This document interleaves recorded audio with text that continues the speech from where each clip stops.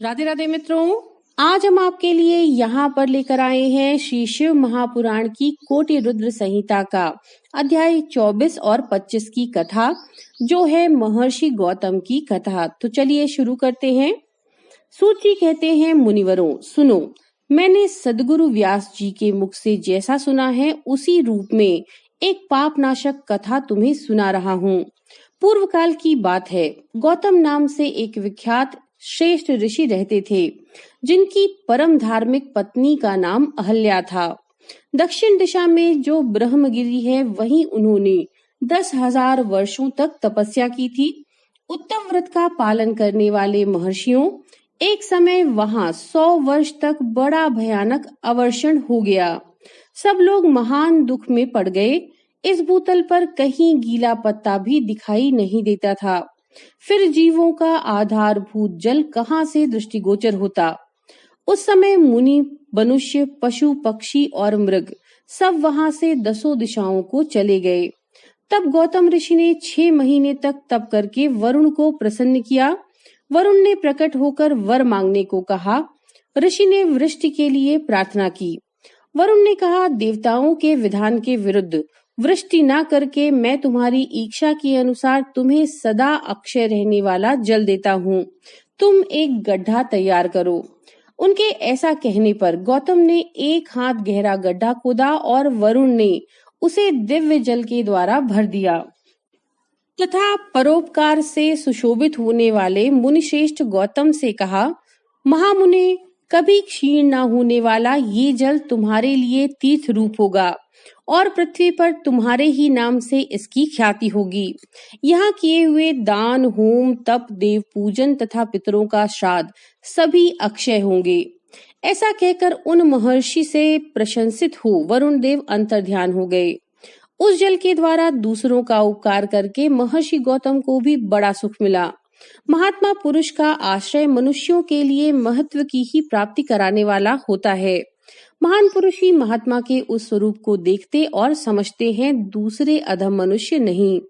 मनुष्य जैसे पुरुष का सेवन करता है वैसा ही फल पाता है। महान पुरुष की सेवा से महत्ता मिलती है और क्षुद्र की सेवा से क्षुद्रता। उत्तम पुरुषों का यह स्वभाव ही है कि वे दूसरों के दुख को नहीं सहन कर पाते।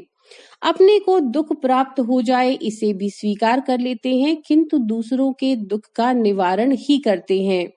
दयालु, अभिमान शून्य, उपकारी और जितेंद्रिय, ये पुण्य के 4 खंभे हैं जिनके आधार पर यह पृथ्वी टिकी हुई है।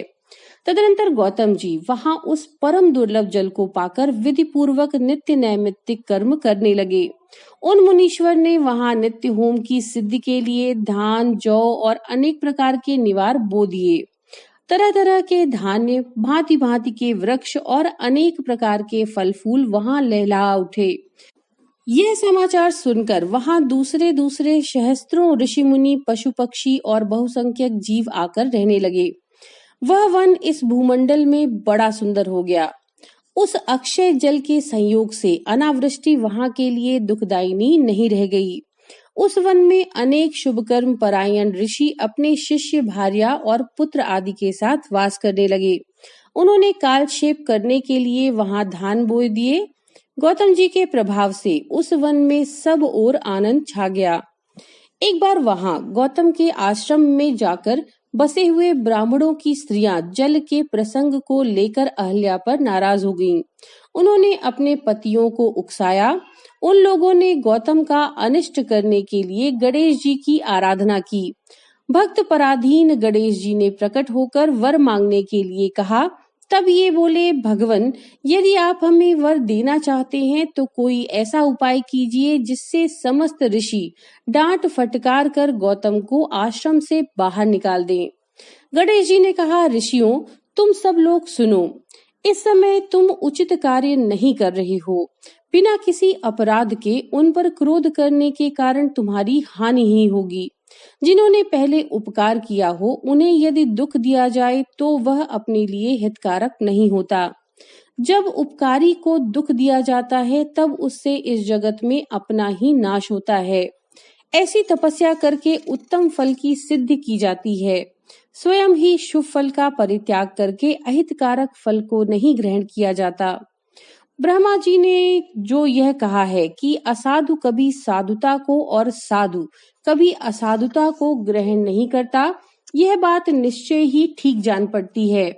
पहले उपवास के कारण जब तुम लोगों को दुख भोगना पड़ रहा था, तब महर्षि गौतम ने जल की व्यवस्था करके तुम्हें सुख दिया, परंतु इस समय तुम सब लोग उन्हें दुख दे रहे हो।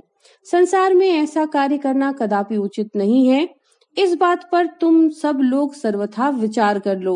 स्त्रियों की शक्ति से मोहित हुए तुम लोग यदि मेरी बात को नहीं मानोगे तो तुम्हारा यह वर्ताव गौतम के लिए अत्यंत हितकारक ही होगा, इसमें संशय नहीं है। ये मुनिश्रेष्ठ गौतम तुम्हें पुनः निश्चय ही सुख देंगे, अतः उनके साथ छल करना कदापि उचित नहीं है, इसलिए तुम लोग कोई दूसरा वर मांगो। सूची कहते हैं, ब्राह्मणों, महात्मा गणेश ने ऋषियों से जो बात कही वह यद्यपि उनके लिए हितकर थी, तो भी उन्होंने इसे स्वीकार नहीं किया।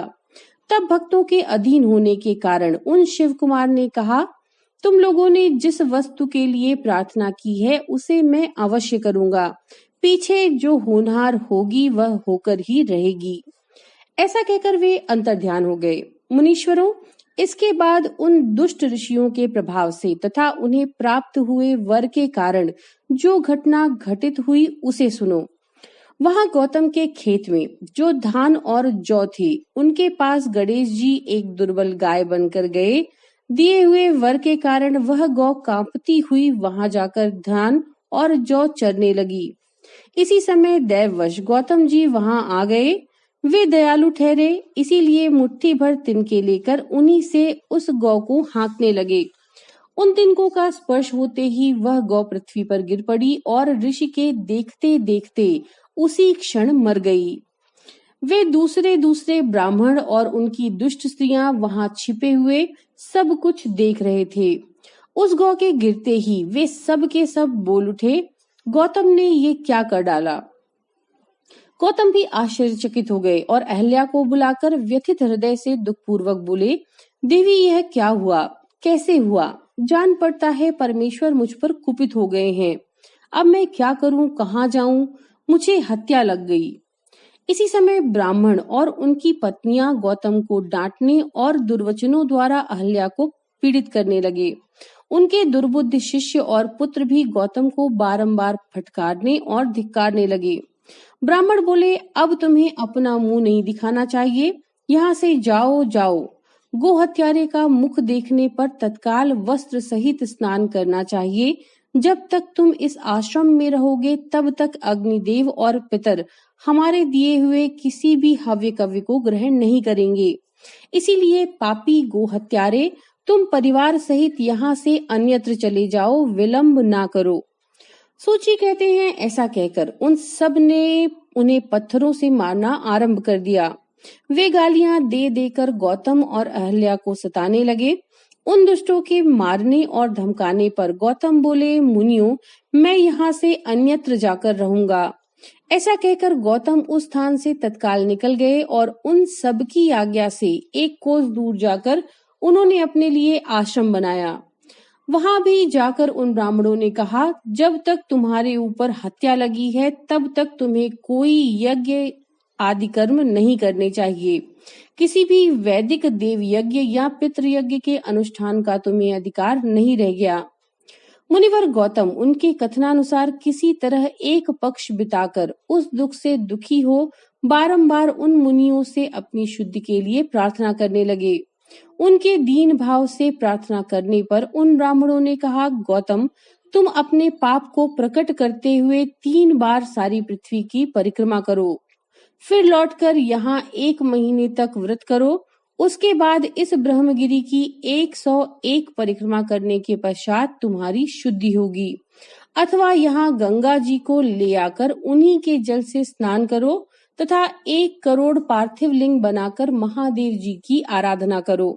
फिर गंगा में स्नान करके इस पर्वत के 11 बार परिक्रमा करो। तत्पश्चात 100 घड़ों के जल से पार्थिव शिवलिंग को स्नान कराने पर तुम्हारा उद्धार होगा। उन ऋषियों के इस प्रकार कहने पर गौतम ने बहुत अच्छा कहकर उनकी बात मान ली। वे बोले, मुनिवरों, मैं आप श्रीमानों की आज्ञा से यहाँ पार्थिव पूजन तथा ब्रह्मगिरि की परिक्रमा करूंगा। ऐसा कहकर मुनिश्रेष्ठ गौतम ने उस पर्वत की परिक्रमा करने के पश्चात पार्थिव लिंगों का निर्माण करके उनका पूजन किया। साध्वी अहल्या ने भी साथ रहकर वह सब कुछ किया। उस समय शिष्य प्रशिष्य उन दोनों की सेवा करते रहे। तो मित्रों, ये थी अध्याय 24 और 25 की कथा। नमो नारायण।